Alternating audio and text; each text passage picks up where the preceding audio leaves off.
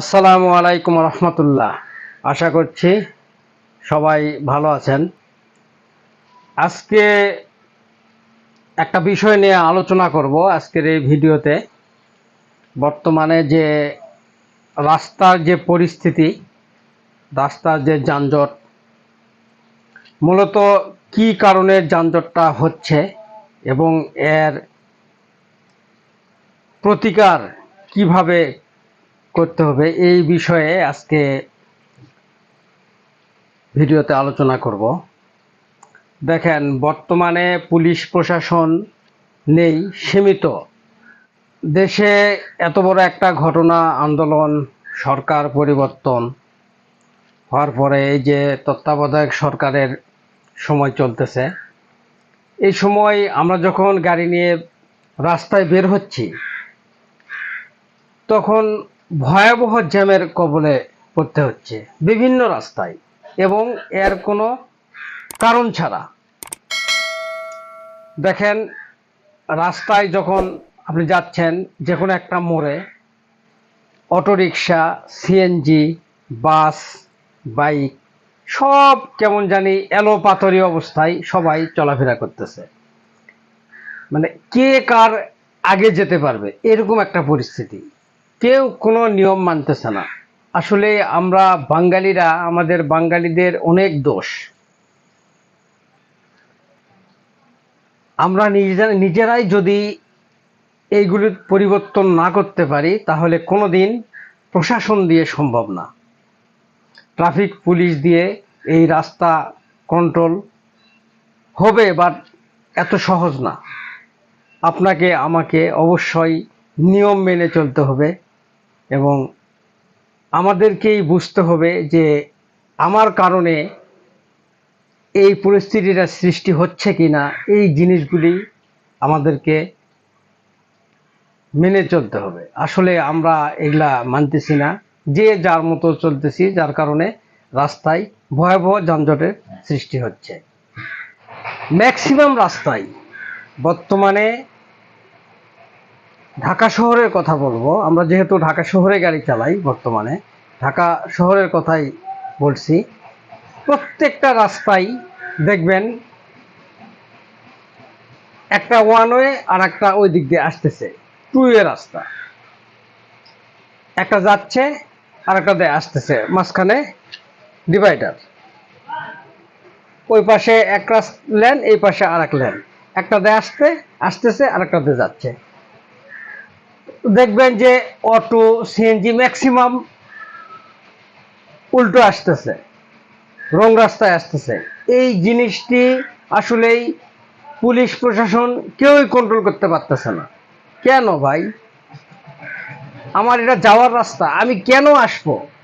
একটু শর্টকাটের জন্য আমি কেন আসবো? একটু ঘুরে আসলে আমার সমস্যা কোন জায়গায়? বিশেষ করে এই যে বর্তমানে অটো রিক্সা যারা চালান, এই যে তারা এই কাজটা করতেছে। আপনাকে আমাকে এটার প্রতিরোধ করতে হবে।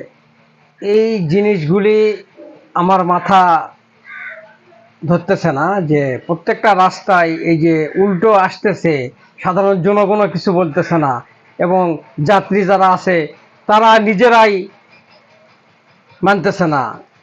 আমি তো দোষ শুধু অটো চালকদের দেব না, এটা হচ্ছে সাধারণ যাত্রীদেরও দোষ আছে। যদি সাধারণ যাত্রী বলে যে না, তুমি উল্টা যেতে পারবে না, তুমি ঘুরে একদম নিগাল যে রাস্তায় যাওয়ার কথা সেই রাস্তায় যাও, তাহলে কিন্তু আর অটো চালক সাহস পেত না। যাত্রীরাই বলতেছে ঠিক আছে উল্টা যান, আর অটো চালক তো আরো, তারা তো উল্টা যেতেই অভ্যস্ত। এই যে সামনে মাঝখানে একটা মোড়ে যায়, দেখেন যে বিভিন্ন দিক দিয়ে গাড়ি এসে যানজটের সৃষ্টি হচ্ছে। যা ট্রাফিক এমনিতেই সীমিত, বর্তমানে যা ট্রাফিক আছে তারা কন্ট্রোল করতে পারতেছে না। এখানে তো প্রশাসনের দোষ নেই ভাই, দোষ আপনার আমার। আপনাকে আমাকে আগে ভালোভাবে ঠিক হতে হবে। আপনাকে আমাকে এই জিনিসগুলি বুঝতে হবে, সঠিক পথে চলতে হবে। আমি সঠিক পথে চলতেছি না, যার কারণেই এই যে এই যানজটের সৃষ্টি হচ্ছে। বর্তমানে ঢাকা শহরে প্রত্যেকটি ওয়ান ওয়ে রাস্তায় কোনো গাড়ি যেন উল্টো না আসতে পারে, এইদিকে সবাইকে লক্ষ্য রাখতে হবে এবং সচেতন থাকতে হবে। কোনোভাবেই যেন কোনো গাড়ি উল্টো না আসতে পারে। এবং আপনি একটা গাড়ি নিয়ে গেছেন একটা জায়গায়, মার্কেটে পার্কিং নেই, আপনি পার্কিং করেন, যদি সেরকম জায়গা থাকে আপনার গাড়ির কারণে যেন কোনো যানজটের সৃষ্টি না হয়, এরকম জায়গায় গাড়ি পার্কিং থেকে একদম বিরত থাকতে হবে। কোনো প্রকার অবৈধ পার্কিং করা যাবে না। এই জিনিসগুলি সবাইকে এক হয়ে প্রতিরোধ গড়ে তুলতে হবে। এবং লোকাল যে বাসগুলি আছে, হঠাৎ করে একটা যাত্রী দেখলে সামনে দাঁড়ায় যাচ্ছে, একদম রোডের মাঝখানে অনেক সময় দেখা যায় একদম মাথা বাঁকা করে রোডের মাঝখানে দাঁড়ায় যাচ্ছে। এই জিনিসগুলি অবশ্যই বন্ধ করতে হবে। শুধু পুলিশ প্রশাসন দিয়ে সম্ভব না, সাধারণ যাত্রী জনগণকে এই ব্যাপারগুলি সবসময় লক্ষ্য রাখতে হবে এবং সঙ্গে সঙ্গে প্রতিবাদ করতে হবে। আর পুলিশ প্রশাসনের ভাইদেরকে বলতেছি, যদি কোনো গাড়ি এরকম অবৈধ পার্কিং করে, দেখতেছেন একটা গাড়ি পার্কিং আছে, ওর কারণে পিছনে যানজট লেগে গেছে, তৎক্ষণাৎ যদি গাড়িটি না সরায় সঙ্গে সঙ্গে তাকে একটা মামলা অবশ্যই দিতে হবে। এভাবে যদি সবার মনে একটা ভয় চলে আসে, তাহলে দেখবেন কেউ আর ওইভাবে দাঁড়াচ্ছে না। এবং বিশেষ করে লোকাল বাস যারা চালান, তাদেরকে অবশ্যই এই দায়িত্বগুলি মেনে চলতে হবে। যেখানে সেখানে দাঁড়ানো যাবে না, যদিও দাঁড়াই তাহলে বামে একদম সাইড করে দাঁড়াতে হবে, যেন তার গাড়ি দাঁড়ানোর কারণে পিছনে কোনো যানজটের সৃষ্টি না হয়। এই জিনিসগুলি অবশ্যই মেনে চলতে হবে এবং সবাইকে এই জিনিসগুলি মনিটরিং করতে হবে। তাহলে দেখবে একসময় যে ধীরে ধীরে আমাদের এই ভয়াবহ যানজট থেকে আমরা মুক্তি পাবো ইনশাল্লাহ। এই ভিডিওর মাধ্যমেই আমি সবাইকে অনুরোধ করব, আমরা যারা চালক আছি, বাস চালক বলেন, প্রাইভেট চালক বলেন, অটো চালক বলেন, আর সিএনজি চালক বলেন বা সাধারণ যাত্রী বলেন, সবাইকে এক হতে হবে, সবাইকে সঠিক পথে চলতে হবে। তাহলেই দেখবেন এই যে আমাদের যে ভয়াবহ যানজটটা থেকে আমরা মুক্তি পাবো ইনশাআল্লাহ।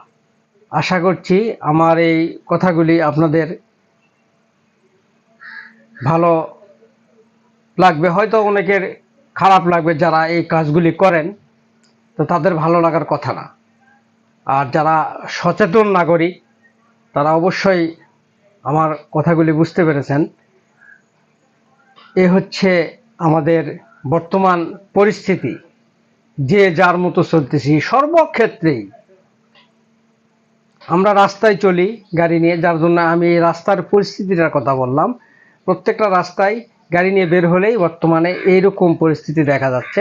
যাতে করে আমার এই ক্ষুদ্র জ্ঞান থেকে আমি বুঝতে পারতেছি যে এটা শুধু চালকদের দোষ দিয়ে লাভ নেই, দোষ যাত্রীদেরও আছে।